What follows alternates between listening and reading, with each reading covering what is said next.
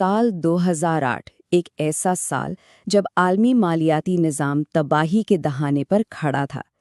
तो ये सब हुआ कैसे?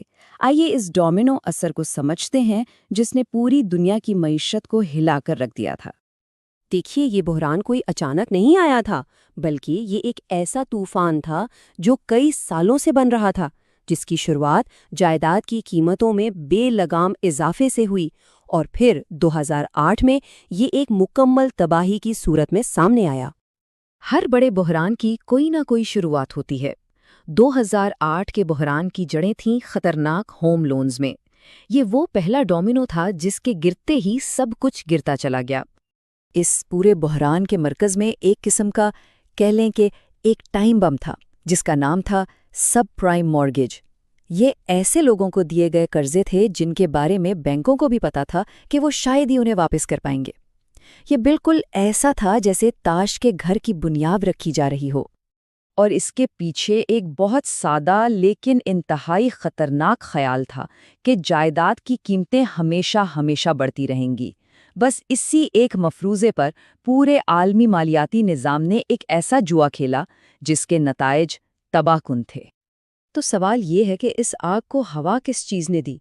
ये थे मरकज़ी बैंकों की तरफ से दिए गए सस्ते कर्ज। शरह सूद इतनी कम थी कि कर्ज लेना तकरीबन मुफ्त लग रहा था, और इसी चीज़ ने इस खतरनाक रवैये को मज़ीद भड़का दिया। कम शरह सूद ने एक जुनून सा पैदा कर दिया था। अब बात सिर्फ घर खरीदने की नहीं रही थी, बल्कि जल्द अज जल्द अमीर बनने की दौड़ लगी हुई थी। स्टेबाजों ने मार्केट पर कब्जा कर लिया था और कीमतों को गैर हकीकी बुलंदियों तक पहुंचा दिया था। और फिर आया वो जाल जिसे एडजस्टेबल रेट मॉर्गेज कहते हैं। ये कर्जे एक बहुत ही कम पुरकशिश शरह से शुरू होते थे, लेकिन कुछ सालों बाद ये शरहें आसमान को छूने लगतीं। लाखों खानदानों के लिए इसका मतलब ये था कि उनकी माहाना अदायगियां रातों रात दुगनी या तिगनी हो गईं और वो दिवालिया होने पर मजबूर हो गए।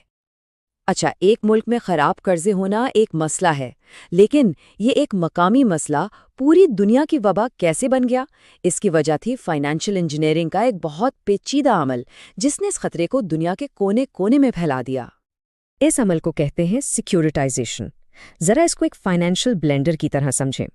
बैंकों ने हजारों खतरनाक कर्जों को एक साथ मिलाया, उन्हें पेचीदा बॉन्ड्स में तब्दील किया और फिर उन्हें दुनिया भर के सरमायाकारों को बेच दिया। इस तरह कैलिफोर्निया के एक घर का खतरा टोक्यो के एक पेंशन फंड का सरदर्द बन गया। और इस धोखे को मुमकिन बनाने में सबसे बड़ा हाथ था क्रेडिट रेटिंग एजेंसियों का। ये वो वॉचडॉग्स थे जिनका काम खतरे की निशानदेही करना था, लेकिन उन्होंने इन जहरीले असासों को AAA यानी सबसे महफूज रेटिंग दे दी। उन्होंने समझे जहर पर सोने का लेबल लगा दिया, और सरमायाकारों ने इसे खुशी खुशी खरीद लिया। इसी दौरान हाउसिंग मार्केट एक क्लासिक बुलबुले की शक्ल इख्तियार कर चुकी थी। कीमतें हकीकत से कोसों दूर जा चुकी थीं। हर कोई जानता था कि ये हमेशा नहीं चल सकता, लेकिन पार्टी इतनी अच्छी चल रही थी कि कोई भी उसे रोकना नहीं चाहता था। जो इंतबाही अलामात थीं, उन्हें जानबूझकर नज़रअंदाज किया गया।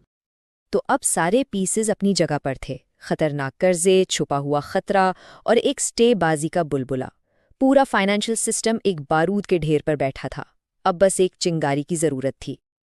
और वो चिंगारी तब लगी जब वो अदायगी का झटका एक हकीकत बन गया।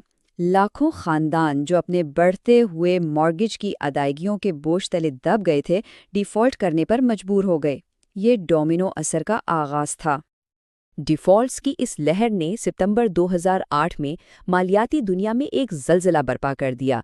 लीमन ब्रदर्स, वॉल स्ट्रीट का एक देव, तबाह हो गया। ये सिर्फ एक बैंक का खात्मा नहीं था, ये इस बात का ऐलान था कि कोई भी महफूज नहीं है। लियमन की नाकामी ने पूरे सिस्टम में खौफ की लहर दौड़ा दी।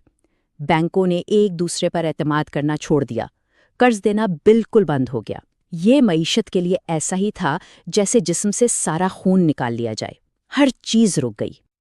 ये आग लगी तो अमरीका में थी, लेकिन इसके शोले पूरी दुनिया में फैल गए। यूरोप से लेकर एशिया तक कोई भी मुल्क इसकी तपश से महफूज नहीं रहा। आलमी मईशत एक दूसरे से इतनी जुड़ी हुई थी कि एक जगह का बहरान हर जगह का बहरान बन गया। कुछ मार्केटों में तो तबाही मुकम्मल थी। जायदाद की कीमतें आधी रह गईं। لوگوں نے اپنی زندگی بھر کی جمع پونجی کو اپنی آنکھوں کے سامنے دھواں بنتے دیکھا۔ اس نقصان سے بحال ہونے میں ایک پوری دہائی لگ گئی۔ تو اس تباہی کے ملبے سے دنیا نے کیا سیکھا؟ کیا اس نے ہمیں مستقبل میں ایسے بحرانوں سے بچنے کے لیے کوئی سبق سکھایا؟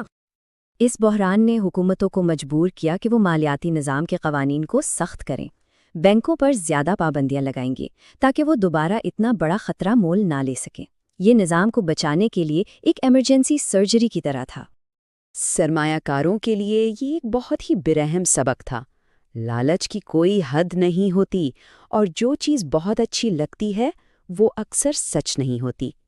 اس بحران نے یاد دلایا کہ بنیادی اصولوں کو نظر انداز کرنے کی قیمت بہت بھاری ہوتی ہے۔ آخر میں 2008 کا بحران ایک ایسی کہانی ہے جو کبھی پرانی نہیں ہوتی۔ یہ اس بات کی کہانی ہے کہ جب انسانی لالچ، کمزور نگرانی اور غیر حقیقی امید کا زہریلا مرکب اکٹھا ہو جائے تو کیا ہوتا ہے۔ یہ صرف مالیات کی کہانی نہیں، یہ انسانی فطرت کی کہانی ہے۔